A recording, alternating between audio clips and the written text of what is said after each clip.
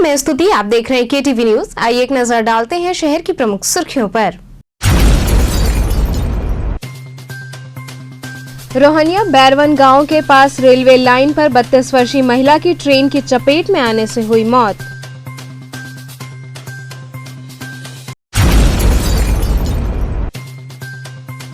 शादी के नाम पर पैसे लिए जाने का आरोप लगाते हुए एक महिला ने एसएसपी से लगाई न्याय की गुहार।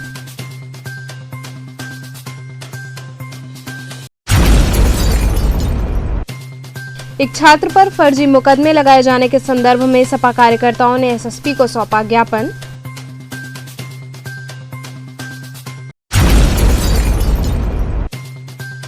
और बीएचयू केंद्रीय विद्यालय में मास्क पेंटिंग कार्यशाला का हुआ आयोजन। और अब खबरें विस्तार से। रोहनिया बैरवन गांव के पास रेलवे लाइन पर 32 वर्षीय महिला की ट्रेन की चपेट में आने से मौत हो गई। रोहनिया करनाडाड़ी बैरवन गांव के पास रेलवे लाइन पर मंगलवार की भोर में बैरवन निवासी राम सकल पाल की पत्नी 32 वर्षीय सीता देवी की ट्रेन की चपेट में आने से मौत हो गई। मृतका की 3 पुत्री तथा 1 पुत्र हैं। मृतका के पति राम सकल पाल ने बताया कि मेरी पत्नी सीता देवी विगत 4 साल से बीमार थी और उसकी मानसिक हालत ठीक नहीं थी, जिसका इलाज चल रहा था। इस दौरान मंगलवार को भोर में 4 बजे वो शौच के लिए घर से निकली और काफी देर तक घर वापस नहीं आने पर परिवार वालों ने उसकी खोजबीन शुरू की। इस दौरान पता चला कि करनाडाड़ी बैरवन गांव के सामने ट्रेन से कटकर उसकी मौत हो गई है। घटना की सूचना पाकर परिजन घटना स्थल पर पहुंचे और ट्रेन से कटकर शत विक्षत हुए शव की सीता देवी के रूप में शिनाख्त की। वहीं घटना की सूचना पाकर मौके पर पहुंचे मोहनसराय चौकी इंचार्ज राम कुमार पांडे ने शव को अपने कब्जे में लेकर पोस्टमार्टम के लिए भेज दिया। शादी के नाम पर पैसे लिए जाने का आरोप लगाते हुए एक महिला ने एसएसपी को ज्ञापन सौंपा। एसएसपी से मिलने आई एक महिला किरण वर्मा ने बताया कि मेरे पति वीरेंद्र साहू ने 8 वर्ष से शादी के नाम पर मुझसे लगातार पैसे लेते रहे हैं और जब भी मैं शादी की बात कहती हूं तो मुझसे ये कहते हैं कि मेरी बहन की शादी हो जाएगी तब मैं तुमसे शादी करूंगा, और 8 साल से लगभग 2.5 लाख रुपए कुछ गहने ले लिया है। और जब मैंने परेशान होकर थाने पर इसकी सूचना दी तो मेरी कोई सुनवाई नहीं हुई। वहीं पूर्व राज्य मंत्री रीबू श्रीवास्तव ने इस बाबत बताया कि यह महिला जब मेरे पास आई तो इसकी थाने पर कोई सुनवाई नहीं हो रही थी। महिला आयोग में लेटर दिया गया। जब आयोग की तरफ से थाने पर लेटर आया तब पीड़िता की एफआईआर दर्ज की गई। इस मामले को लेकर मैंने कप्तान साहब से मुलाकात की है और उन्होंने यह मामला सीओ को सौंपा है और यह आश्वासन दिया है कि जल्द से जल्द इस मामले का निराकरण किया जाएगा। मेरा किरण वर्मा नाम है और वीरेंद्र सिंह से हम 8 साल से रिलेशनशिप में रहते थे और शादी का झांसा देकर सर पैसा और शारीरिक शोषण करके चला गया। नहीं, शादी नहीं किया था। बोला था कि अपनी सिस्टर का शादी कर लेंगे तो कर लेंगे। जुलाई में अपनी सिस्टर का शादी किया। जब शादी का दबाव दिए तो अगस्त से हमको धमकी देकर फोन बंद कर दिया। बोला कि तुमको जो उखाड़ना होगा तुम उखाड़ लेना, पुलिस लाना है लेकर आना। उसका नाम बताइए। वीरेंद्र सिंह। कितने समय से आपके साथ कर रहा है? 8 साल से। क्या करता था वो यहाँ त्रिदेव होटल में जॉब करता था। तो क्या गया तो कुछ पैसा भी आपके ले गया? हाँ, पैसा ले गया। अगस्त में आया था तो 4 बार एटीएम दिए थे। एटीएम से मेरे पैसा निकाल के ले गया। 80,000 एक बार ले गया था, 1 लाख एक बार लिया था। इस तरह करके वो 2.5 लाख रुपया ले गया है। सोना होना भी उसके घर गई आप? हाँ, उसके घर गए थे। उसकी मम्मी बोली कि हम अपने बेटे का शादी करेंगे तो तुम्हारा पैसा दे देंगे। आपने शादी नहीं करी? हाँ, वो शादी नहीं करेंगे। तो ऐसे में फिर आपने क्या किया? ऐसे में फिर एफआईआर किए हैं, लेकिन यहाँ अभी नहीं। पुलिस क्या कह रही है? पुलिस कह रही है कि बताओ वो कहाँ है तो हम जाकर अथवा करेंगे। आप बता पाए? कहाँ बताएंगे सर, वो अपने कहीं छिपा होगा तो हम कहाँ बताएंगे। उसके भाई का नंबर चौकी इंचार्ज को हम दिए थे। उसके भाई से बात भी किए चौकी इंचार्ज, लेकिन पता नहीं लगा पा रहे हैं। तो आज क्या आप कहाँ आए? यहाँ एसओ के पास आए थे, एसएसपी के पास। तो मैडम क्या प्रकरण? आज ये किरण वर्मा करके हैं, सिगरा पे रहती हैं। इनके साथ 8 साल से कोई व्यक्ति रिलेशनशिप में रह रहा था। शादी का झांसा भी दे रखा था। ये अपने परिवार से अलग होकर के उसके साथ रह रही थी। अभी जब धीरे धीरे ये सिलाई का काम करके कुछ अपना जीविका चलाती थी, इनसे पैसा ले करके वो अपना काम चलाता रहा। इनका जो बचा खुचा जो बचत थी इनकी 2-2.5 लाख रुपए की वो ले लिया अपनी बहन की शादी के नाम पे। उनसे कहता था कि हमारी तुम्हारी तो शादी हो ही गई है, ये मान लो, और बहन की शादी हो जाएगी तो हम शादी करेंगे। उसके बाद इनका सारा पैसा ले गया सब। जब इनके पास कुछ नहीं बचा, जब ये शादी का दबाव डालने लगी बहन की शादी होने के बाद, तब वो गायब हो गया और इनसे फ़ोन पे धमकी भी दिया कि तुम चाहे कुछ भी कर लो, सब पुलिस वाले हमसे मिले हुए हैं, मेरा कोई कुछ नहीं बिगाड़ सकता। फिर जब ये थाने पे दौड़ती रही, थाने वाले इनका FIR नहीं लिखे, ये महिला आयोग को एप्लीकेशन दी, महिला आयोग से एक लेटर आया कि इनकी FIR लिखी जाए, तब जा करके थाने वालों ने FIR लिखा। FIR के बाद भी चौकी इंचार्ज को वो सौंप दिया गया और चौकी इंचार्ज 2-3 चौकी इंचार्ज बदल गए, लेकिन इनके जो विक्टिम है उनको नहीं पकड़ा जा सका, अपराधी को। और उल्टा जब ये बार बार दौड़ती हैं तो कहते हैं कि भाई अब हम उनके घर गए थे, हमको वो नहीं मिले, वो गायब हैं, आप बताइएगा कहाँ हैं तो हम लोग पकड़ेंगे। एक छात्र पर फर्जी मुकदमे लगाए जाने के संदर्भ में सपा कार्यकर्ताओं ने SSP को ज्ञापन सौंपा। समाजवादी पार्टी के कार्यकर्ताओं ने SSP से मुलाकात कर उन्हें ज्ञापन सौंपा। इस दौरान उन्होंने बताया कि लालपुर पांडेपुर थाना अंतर्गत हुकुलगंज निवासी राहुल सोनकर, जो वर्तमान में विधि का छात्र है तथा सपा के छात्र सभा के बैनर से पूर्व में महामंत्री पद का चुनाव लड़ चुका है और वर्तमान में समाजवादी पार्टी छात्र सभा का सक्रिय कार्यकर्ता भी है, राजनीतिक चुनाव के दौरान विरोधी दल के द्वारा राहुल सोनकर पर आपराधिक मुकदमे लगा दिए गए थे। छात्र की राजनीति की छवि को धूमिल करने के उद्देश्य से विपक्ष के लोग थाना लालपुर पांडेपुर में साजिश के तहत छात्र पर फर्जी मुकदमों का आधार बनाकर उसे हिस्ट्री शीटर बना दिया गया तथा अब इनके ऊपर गुंडा एक्ट तथा गैंगस्टर एक्ट लगाने की तैयारी की जा रही है। इन सभी गंभीर मुद्दों को लेकर हम कार्यकर्ताओं ने SSP कार्यालय पर ज्ञापन सौंपा और छात्र के हित के लिए आवाज उठाई। जी बताइए किस तरह का मामला है, क्या उद्देश्य है आपका? मामला समाजवादी पार्टी के हमारे छात्र के नेता राहुल सोनकर जी, संदीप यादव जी, सनी यादव जी और तमाम हमारे जितने भी नौजवान छात्र जवान, ये फर्जी मुकदमा, वही मुकदमा विरोधी को भी है। 6 लोगों का मुकदमा इधर भी हुआ है, विशु जी है, और वही मुकदमा इधर भी, लेकिन उन लोग घर पर दबिश नहीं पड़ रहा है। कहीं न कहीं सत्ता का जो हनक है, समाजवादी छात्रों को दबाने का प्रयास है।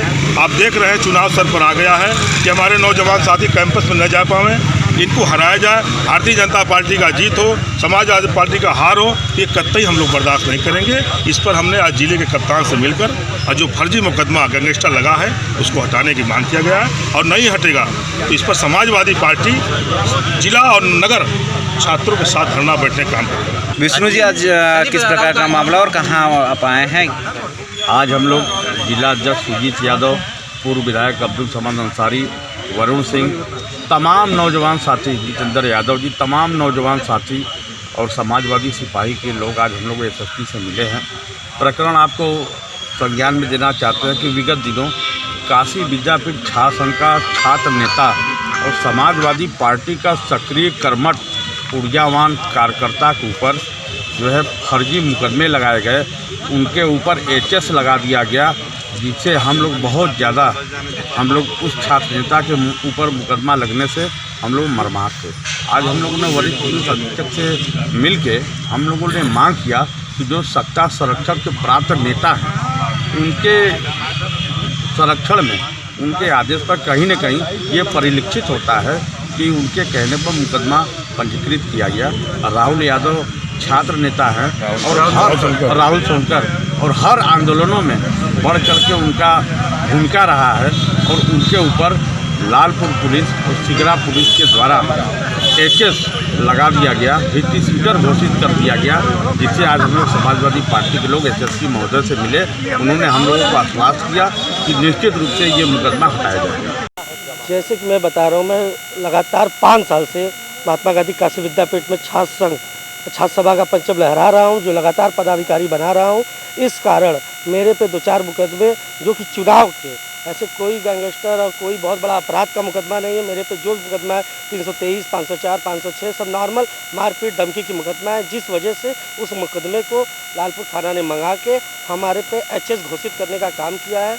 उस विचार पे उस HS को लेकर मैं समाजवादी पार्टी के जिला अध्यक्ष, महानगर अध्यक्ष, छात्र संघ अध्यक्ष, छात्र संघ महामंत्री, सारे वरिष्ठ लोगों को लेके मैं यहाँ SSP साहब से महोदय से मिला। उन्होंने हमें आश्वासन भी दिया, मैंने उनसे सारी बात रखा। उन्होंने मुझे आश्वासन दिया कि आप घबराइए मत, आपका जल्द से जल्द 1-2 दिन में निवारण कर देंगे। और मैं LLB विधि छात्र भी हूँ और वर्तमान में मैं लगातार इस चुनाव जो आई है, इस चुनाव में न जाने की प्रक्रिया रची जा रही है कि मैं विद्यापीठ जाऊंगा और फिर से समाजवादी छात्र सभा का परचम लहराऊंगा। इसलिए सत्ता के दबाव में हमारे मुकदमा लाद के मुझे कैंपस के अंदर एंट्री न दिया जाने का काम हो रहा है। बीएचयू केंद्रीय विद्यालय में मास्क पेंटिंग कार्यशाला का आयोजन किया गया। केंद्रीय विद्यालय बीएचयू परिसर में प्रथम पाली के छात्र छात्राओं ने कलरफुल वॉरियर्स के रूप में मास्क पेंटिंग कार्यशाला में भाग लिया और मनमोहक मास्क की पेंटिंग करके अपनी कला का प्रदर्शन किया। कार्यशाला के उद्घाटन सत्र में मुख्य अतिथि ब्रिगेडियर नरेंद्र सिंह, डॉक्टर सुनील कुमार विश्वकर्मा, संकाय प्रमुख ललित कला विभाग महात्मा गांधी काशी विद्यापीठ एवं डॉक्टर मनीष अरोड़ा, सहायक प्रोफेसर दृश्य कला संकाय काशी हिंदू विश्वविद्यालय उपस्थित रहे। प्राचार्य डॉक्टर दिवाकर सिंह ने अतिथियों के स्वागत संबोधन में कहा कि रंगों का बच्चों की दुनिया में बहुत महत्व है। इसी से बच्चे दुनिया को अपने नजरिए से रंगते हैं। इससे उनकी रचना और सोच में नवाचार आता है। वहीं डॉक्टर सुनील कुमार विश्वकर्मा ने बच्चों की कला की सराहना करते हुए कहा कि कला के अनेक रूपों में चित्रकला ऐतिहासिक रूप से महत्वपूर्ण स्थान रखती है और बच्चों को न केवल नई नई रचनाओं को करने में आनंद मिलता है, अपितु उनकी कल्पना भी ऊंची उड़ान उड़ती है। वहीं उद्घाटन सत्र के अंत में विद्यालय की उपाचार्य विनीता सिंह ने अतिथियों, विद्यार्थियों एवं शिक्षकों के प्रति आभार व्यक्त किया। ये कार्यक्रम एक्चुअली कलरफुल वॉरियर्स करके थीम है। इसमें बच्चे जो हमारे स्कूल के हैं मास्क को पेंटिंग डिजाइनर मास्क बना रहे हैं और जो पेंटिंग कर रहे हैं वो हर पेंटिंग में कोई न कोई एक मैसेज है जो कि हमारे वातावरण को बेहतर करेगा या हमारे बच्चों के अंदर वैल्यू डालेगा या हमको कुछ अवेयरनेस प्रोग्राम दे रहा है। ये चीज़ें हैं। आज जो आप यहाँ वर्कशॉप देख पा रहे हैं, ये वर्कशॉप एक्चुअली हमारे क्लास 9 अप टू क्लास 9 तक के जो स्टूडेंट्स हैं, इस वर्कशॉप में इन्होंने डिज़ाइनर मास्क प्रिपेयर किया है और डिज़ाइनर मास्क के माध्यम से ये अपने समाज में संदेश देना चाहते हैं। और इनमें जो भी मास्क बच्चों ने प्रिपेयर किया है, इसमें बहुत सारी थीम्स जो हैं वो रिफ्लेक्ट हो रही हैं। थीम्स इन द सेंस हमारे जो प्रधानमंत्री जी हैं, जिन्होंने आत्मनिर्भर भारत का कॉन्सेप्ट लेकर के बच्चों को जागृत करने का प्रयास किया है। जो नई शिक्षा नीति में भी कहा गया है कि बच्चों के इनोवेटिव आइडियाज़ को कैसे बाहर निकाला जाए। तो हर बच्चा अपने आप में अपनी क्रिएटिविटी को मास्क के माध्यम से इसको रिफ्लेक्ट करने का प्रयास कर रहा है। और इस थीम के तहत आप देख पा रहे हैं यहाँ पर कि वैरायटीज़ ऑफ आइडियाज़, चाहे वो इन्वायरमेंट को लेकर के हो, चाहे वो भारत सरकार की नीतियों के बारे में हो या फिर नई शिक्षा नीति के बारे में हो, आपको वैरायटीज़ ऑफ आइडियाज़ यहाँ मिलेंगे। और मास्क जो है अपने आप में ये अवेयरनेस क्रिएट कर रहा है और ये एक तरह से रिस्पेक्ट भी दे रहे हैं अपने फ्रंटलाइन हेल्थ वर्कर्स को। मेरे मास्क का थीम है बेटी बचाओ बेटी पढ़ाओ और एक भारत श्रेष्ठ भारत। तो इससे मतलब एज इट इज़ आज के टाइम में जो सबसे ज़्यादा जो इस टाइम चल रहा है अभियान, वो है NEP, एक भारत श्रेष्ठ भारत और बेटी बचाओ बेटी पढ़ाओ। So as it is Bhikharipur स्थित राज्य विद्युत परिषद जूनियर इंजीनियर संघ द्वारा बैठक आयोजित की गई। भिखारीपुर स्थित राज्य विद्युत परिषद जूनियर इंजीनियर के संजय कुमार भारती ने बताया कि विगत 6 फरवरी को नगर निगम उपकेंद्र सिगरा पर एक विद्युतीय घटना में रोहित बिंद संविदा कर्मचारी की दर्दनाक मौत हो गई। संविदा कर्मी प्राइमॉन कार्यदायी संस्था के अंतर्गत आता था। इस घटना के बाद राज्य विद्युत परिषद जूनियर इंजीनियर से जुड़े जूनियर इंजीनियर को निलंबित कर दिया गया था। आज राज्य विद्युत परिषद जूनियर इंजीनियर संगठन की बैठक हो रही है। इसमें हम रणनीति तैयार करेंगे कि आगे किस प्रकार से आंदोलन करना है। बैठक में पूरे जनपद शाखा के लोग मौजूद हैं और सबकी सहमति से आगे की रणनीति तय की जा रही है। आप संज्ञानित होंगे कि 6 फरवरी को नगर निगम उपकेंद्र सिगरा पे एक विद्युतीय दुर्घटना हो गई थी, जिसमें एक रोहित बिंद हमारा संविदा का कर्मचारी था, प्राइमन कार्यदायी संस्था के अंतर्गत वो कार्यरत था, जिसकी दुखद मृत्यु हो गई, जिसकी गहरी संवेदना हमारा संगठन व्यक्त करता है। लेकिन जिस अवर अभियंता के अंतर्गत वो कार्यरत था, वो अवर अभियंता हमारा सदस्य, हमारे संगठन का सदस्य है। हमारा कहना सिर्फ ये है कि ये विभाग बहुत ही बड़ा स्ट्रक्चर है इस विभाग का, जिसमें मैनेजमेंट एक पार्ट है, एक सुपरवाइजरी कैडर है और एक वर्किंग कैडर है। जूनियर इंजीनियर हमारा एक सुपरवाइजरी कैडर का ऑफिसर है जो वर्क को सुपरवाइज करता है, लेकिन व्यवस्था देना, सिस्टम को दुरुस्त रखने के लिए जो हमें संसाधन चाहिए, ये व्यवस्था कराना मैनेजमेंट का काम है। मैनेजमेंट को ये चाहिए था कि सारी व्यवस्थाएं, जो संसाधन हैं, जो साइट पे हमारा काम अच्छी तरह से हो, सुरक्षा के सारे मानक को ध्यान में रखते काम को धरातल पर उतारा जाए, ये व्यवस्था करना मैनेजमेंट का काम था। सुपरवाइज करना हमारे जूनियर इंजीनियर का काम है, लेकिन व्यवस्थाएं मैनेजमेंट स्तर से कुछ दी नहीं जाती हैं, न उपलब्ध कराई गई। इस संबंध में हमारे विगत कई बार हर स्तर पे, अधीक्षण अभियंता स्तर पे, मुख्य अभियंता स्तर पे, इवन हमारा प्रबंध निदेशक स्तर पर भी हमारी वार्ताएं हुई हैं कि हमें सुरक्षा के संसाधन उपलब्ध कराए जाए, जिससे हम अपना काम लेते हैं। हमारा जो लाइनमैन है, जो संविदा कर्मचारी है, अपनी जान को हथेली पर रख करके पोल पे चढ़ करके वो काम करता है।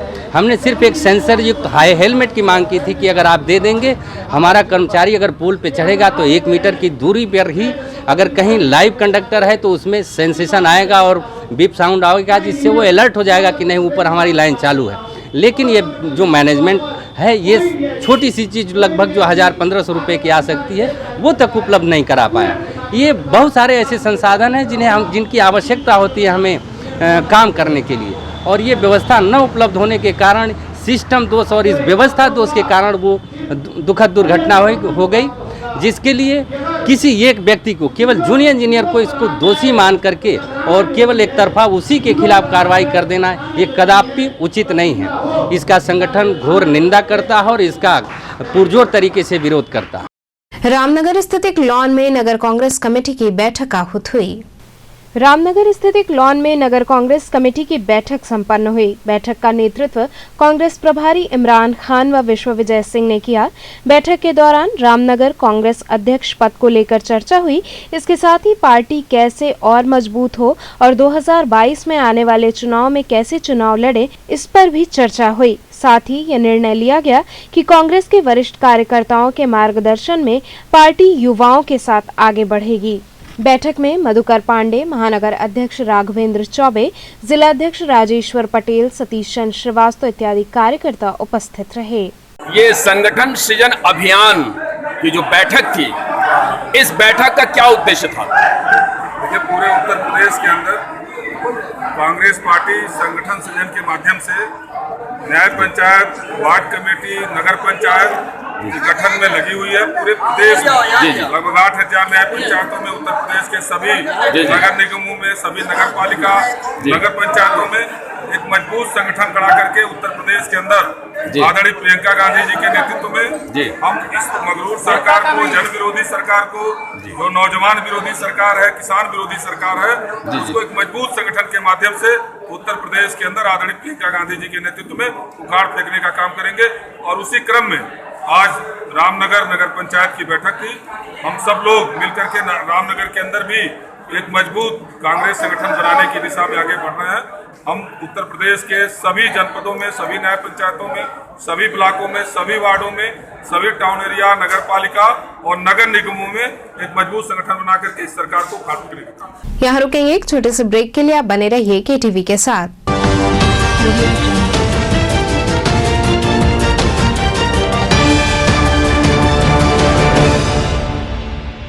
खबरों से जुड़े रहने के लिए हमारे चैनल केटीवी वाराणसी को सब्सक्राइब करें और लेटेस्ट अपडेट्स के लिए बेल आइकन को प्रेस करें।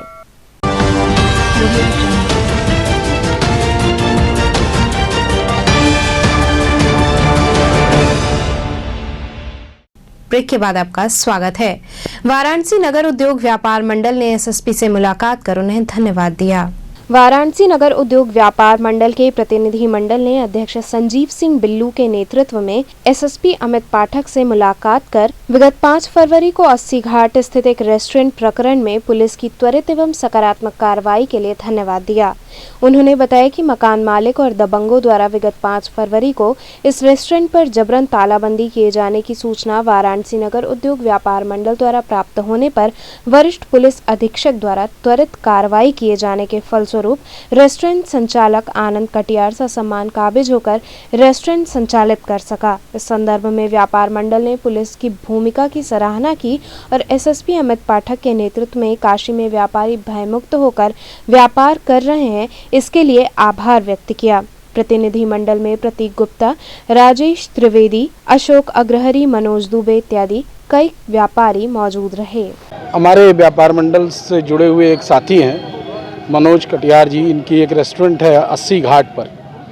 उस रेस्टोरेंट में विगत 5 तारीख को मालिक मकान के द्वारा उस रेस्टोरेंट को अवैध तरीके से बंद कर दिया गया था और बाद में श्रीमान एसएसपी साहब के इंटरफेयर करने के बाद वो वहाँ का ताला खुला।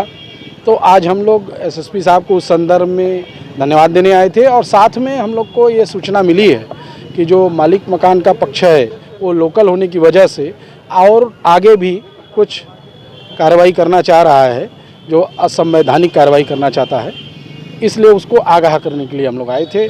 आदरणीय एसएसपी साहब ने बेलूपुर के थानाध्यक्ष को उचित दिशा निर्देश दिए हैं। उत्तराखंड में हुई घटना में मृतकों को युवा कांग्रेस द्वारा श्रद्धांजलि अर्पित की गई।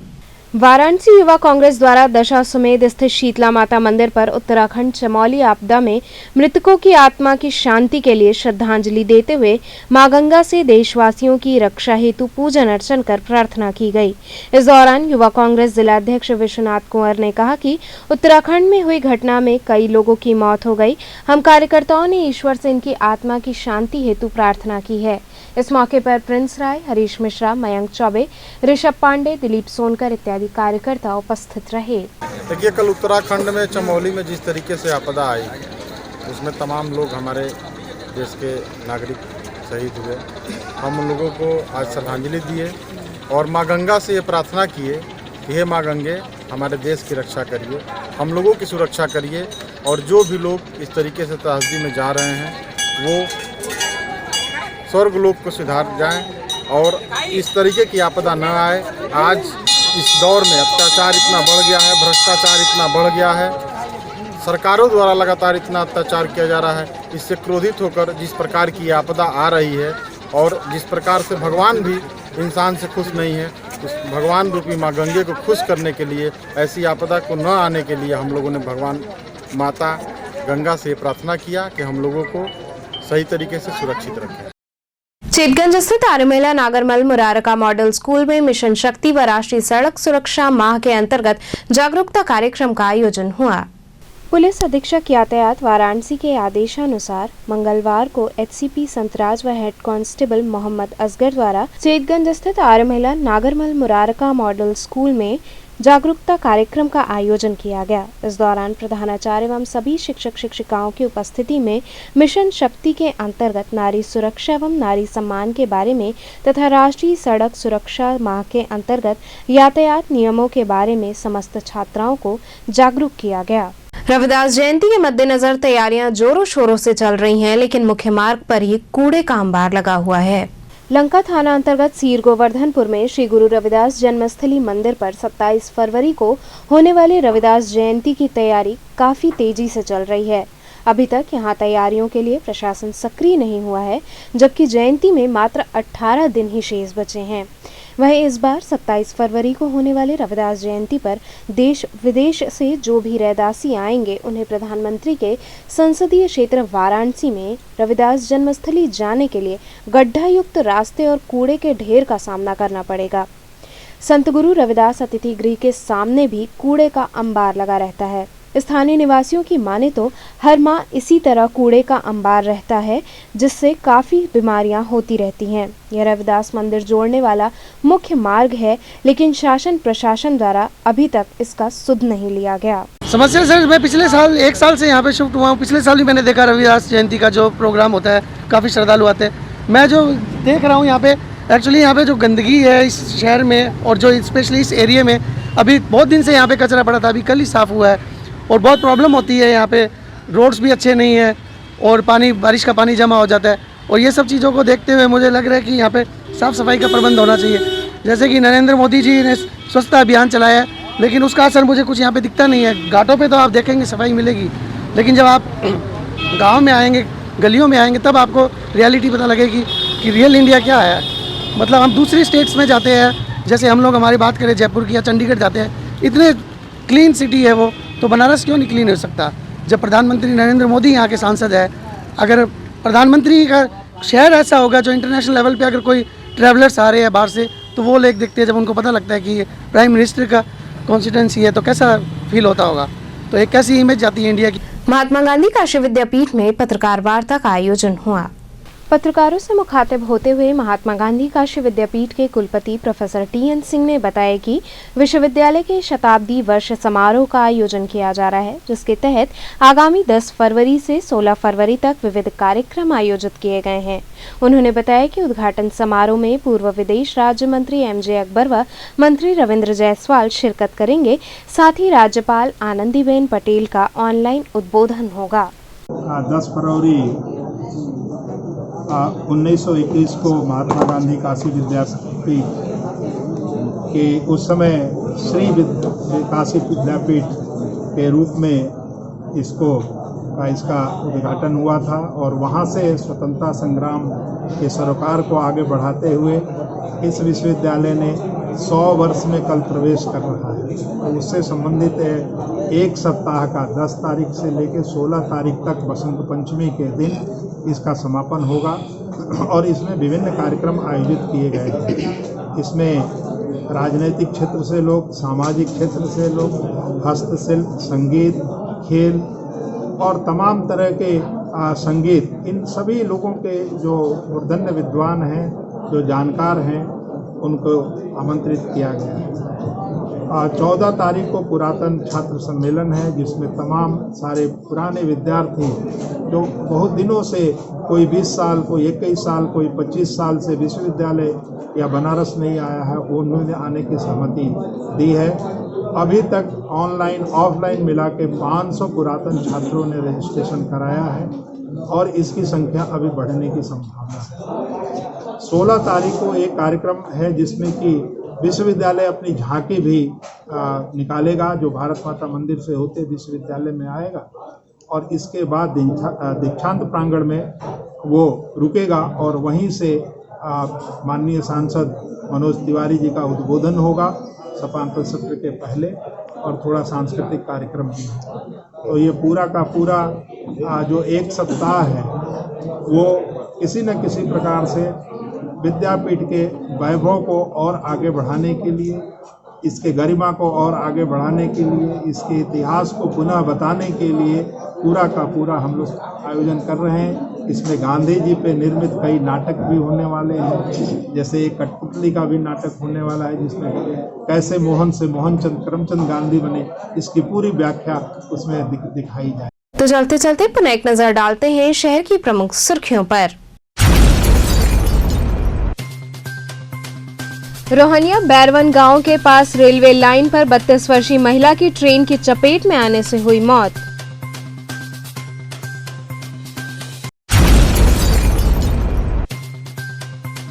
शादी के नाम पर पैसे लिए जाने का आरोप लगाते हुए एक महिला ने एसएसपी से लगाई न्याय की गुहार।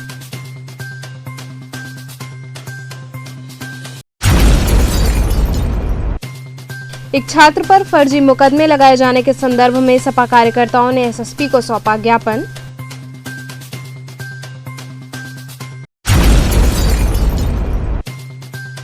और बीएचयू केंद्रीय विद्यालय में मास्क पेंटिंग कार्यशाला का हुआ आयोजन। तो ये थे आज के समाचार। कल फिर होगी मुलाकात, तब तक के लिए नमस्कार।